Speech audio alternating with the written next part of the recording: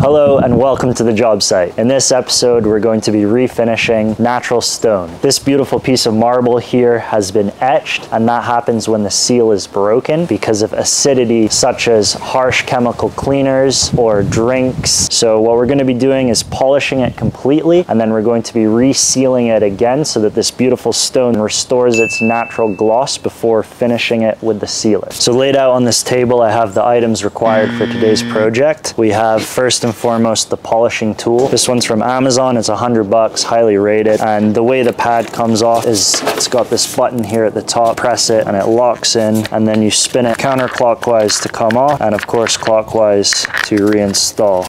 Just like that, and then you can let go of the button. Now these pads, they range from 50, which is the lowest grit, that will be the most abrasive and take off the most material, all the way up to 3000, which is the highest grit, and that will basically be our polishing, the finest finish, and then everything in between. And I believe in this pack we have 8 pads, so it goes up incrementally. And the way these pads fasten on is Velcro, and you simply push it and it locks in there.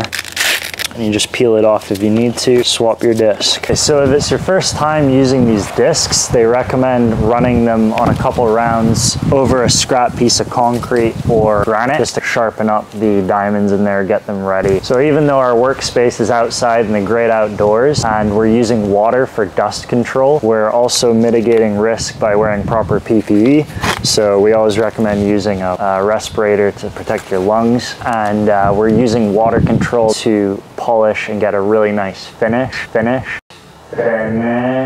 And the water also protects the discs and the marble or natural stone, whatever you're using, from overheating. So we've got a pump sprayer, but you can also just use a regular spray bottle. Make sure it's really thoroughly washed out. There's no cleaner, anything left in there, just pure water, because otherwise it will damage your natural stone. So just a couple things when using this tool. We always keep it parallel to our surface, never on an angle, because that can dig in and damage. Another thing to note is to always keep it in motion, never keep it still.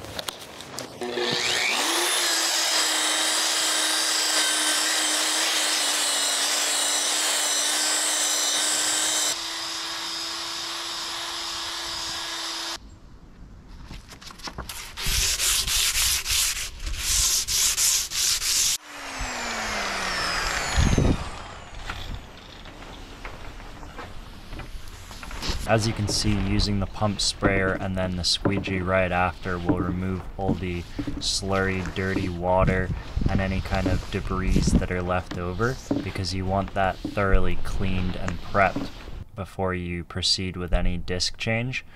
And you just proceed through each disc, every grit, get the whole surface area thoroughly multiple times.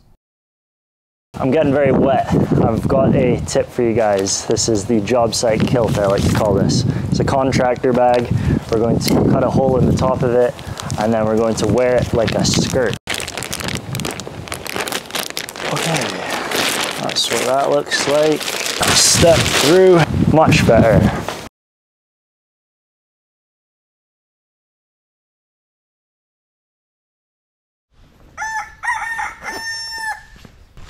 As you can tell, this whole process is quite dusty and creates a lot of dirt, so here I am cleaning the exterior of the house and patio.